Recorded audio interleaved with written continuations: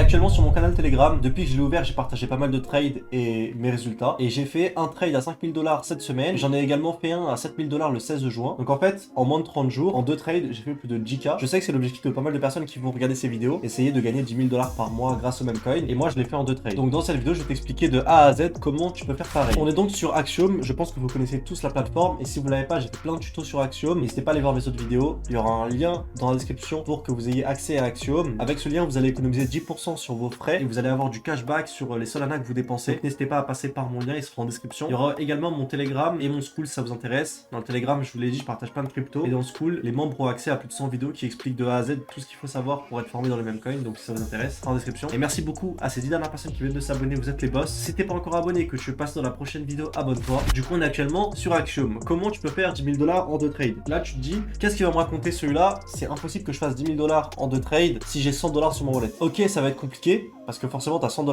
Et moi, je vais pas te promettre que tu vas pouvoir passer de 100 $ à 10 000 $ en 2 trades. Non, c'est impossible. Maintenant, on va voir étape par étape comment tu peux faire pour arriver à un jour faire des trades de cette somme. Les gars, quand j'ai commencé la crypto, j'avais pas 100 000 $ à mettre, pas du tout. J'ai commencé, j'avais 1000, 2000 $ et ensuite j'ai monté mon wallet au fur et à mesure et je suis pas arrivé du jour au lendemain à faire 10 000 $ par trade. Et vraiment, j'insiste là-dessus, ne soyez pas trop gourmand parce que ça, c'est vraiment le problème de toutes les personnes. Vous êtes trop gourmand, vous voulez votre poisson, etc. Vous prenez pas de profit et au final, la crypto elle va à zéro. Et en fait, vous sortez même pas en gain alors que vous avez fait des bons trades. Ça, c'est un premier problème que vous pouvez avoir. Un deuxième problème que vous pouvez avoir, ça va être tout simplement d'être addict un petit peu à toute cette dopamine qui vous est envoyée rapidement. Par exemple, là, on achète un truc, on voit ça monte direct, ça baisse super vite, ça remonte, ça rebaisse. C'est super addictif. Et ça, c'est vraiment le premier fléau qui va peut-être vous empêcher de réussir. Regardez là, c'est descendu ici, puis c'est remonté, et ça redescend, ça remonte. Je suis même pas en minutes, je suis en secondes. Si on regarde en secondes, on peut devenir fou. Regardez la vitesse à laquelle ça va. Donc, si vous voulez gagner de l'argent et faire évoluer votre wallet petit à petit, va falloir vraiment respecter cette première règle qui est déjà de ne pas FOMO, de ne pas se faire avoir par ses émotions. C'est pas parce qu'il y a un truc qui va monter vite que vous allez devoir l'acheter et c'est pas un poisson qui va vous faire avoir 10 000 $. Va falloir la jouer safe, c'est-à-dire que vous allez devoir faire des x2 encore et encore et c'est enchaîner ces x2 qui va vous permettre de faire augmenter votre portefeuille. Ça paraît peut-être bateau ce que je suis en train de dire, mais c'est pour moi la chose la plus importante. Une fois que vous allez comprendre ça, vous allez pouvoir commencer à gagner de l'argent. Quand j'avais commencé à faire du trading de memecoin, je me souviens, j'avais perdu à peu près 5 000 $ en commençant et à un moment donné, j'avais une position sur un memecoin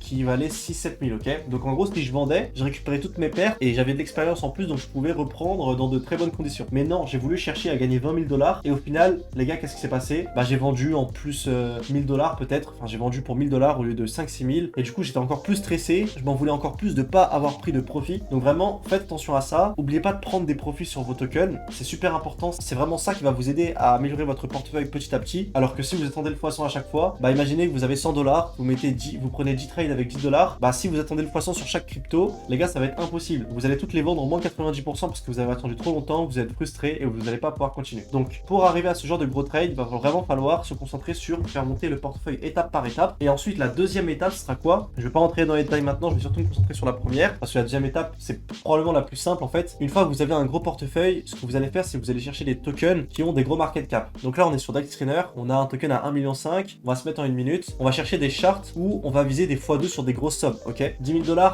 en 2 trades, en vrai, ça fait 5 000 $ par trade. Donc si vous voulez, vous mettez 2500 $ sur un trade et vous faites x3. Et avec ce x3, vous allez pouvoir sortir 5 000 $ de bénéfice. Donc ce qui va nous intéresser, c'est ce genre de chart. Donc là, on arrive, voilà, la crypto sort, etc.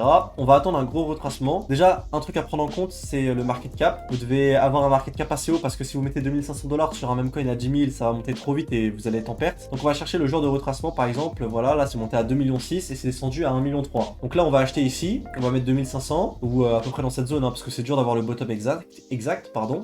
Là, c'est remonté à 3 millions, donc on est presque à x2. Et vous essayez, par exemple, de trouver ce genre de meme coin, justement, où vous avez des entrées, des grosses promotions sur les tokens qui vont vite être recover, donc que les prix vont vite remonter. Et comme ça, vous allez pouvoir faire des x2, x3 depuis les bottoms. Donc vraiment, trouver les bottoms, les gars, c'est super intéressant. Et c'est ce que vous allez devoir faire dans la deuxième étape. En vrai, il n'y a rien de plus compliqué que ça. Moi, c'est comme ça que j'ai fait. Maintenant, pour la première étape, qui est la plus compliquée, comment faire passer votre petit wallet à un gros wallet? Bah pour ça, vous allez devoir, comme je vous l'ai dit au début, contrôler vos émotions. Parce que sinon, là, il y a tellement de mêmes coins qui sortent que vous allez avoir envie de tout acheter et vous allez tout perdre en une journée. Et croyez-moi, les gars, si vous commencez et que vous avez jamais encore déposé d'argent sur Axiom, ça va très vite de tout perdre en une journée. Moi, ça m'est déjà arrivé. Je mets 500 $ sur un wallet. Je me dis, ok, je commence la journée avec 500 $.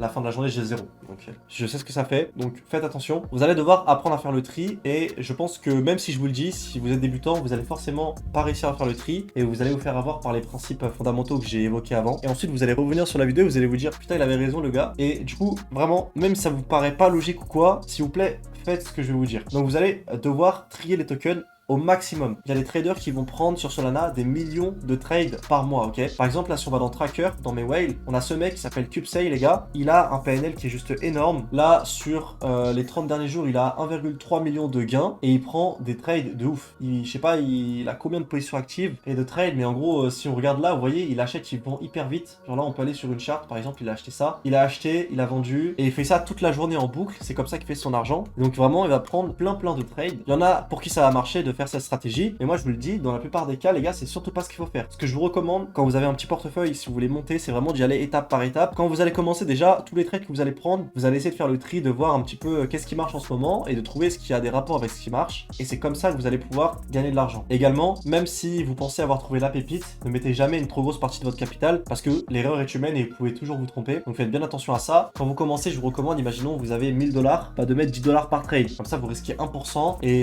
vos émotions elles vont pas être impactées. Si vous perdez 5 $, vous allez vous en foutre en fait, c'est rien du tout. Alors que si vous mettez 1000 $ et que vous perdez 500 $ en 2 secondes, bah là vous allez vraiment être en PLS. Avec les 500 $ qui vont vous rester, vous allez essayer d'all in un autre truc, ça va encore pas marcher, vous allez être frustré, etc. Donc vraiment, apprenez à faire le tri, ne contrôlez vos émotions pour pas acheter trop rapidement les tokens. On peut par exemple faire un exemple, parce que je sais qu'il y avait quelqu'un qui m'avait demandé dans mes commentaires de faire un exemple des tokens qui marchaient sur le moment, parce qu'en fait j'ai expliqué des méta et je vous montrais pas vraiment ça. Donc on va aller sur DexTrader et je vais vous montrer. On est donc sur Solana et je vais vous expliquer comment repérer par exemple la méta actuelle. Donc là, on va regarder tout ce qui est tendance. Ok, donc là on est sur le token le plus tendance. On peut voir déjà l'âge de création. Donc là on voit que c'est créé il y a 13 jours. Là il y a 4 jours. Là il y a 3 heures. Donc ce qui va nous intéresser en fait c'est de lier le market cap actuel avec la date de création. Ok, donc là on voit déjà il y a un token qui a été créé il y a un an qui a pump de 27 000%. C'est juste énorme. Pourquoi il a pump autant? Je vous le dis, les raisons pour faire pump un ancien token c'est qu'il y a une méta et que la crypto de la méta bah elle a été créée il y a très longtemps et c'est toujours les premières créées qui remontent. Donc là on voit qu'on a une méta Grok parce que bah il y a un an il s'est mis à pump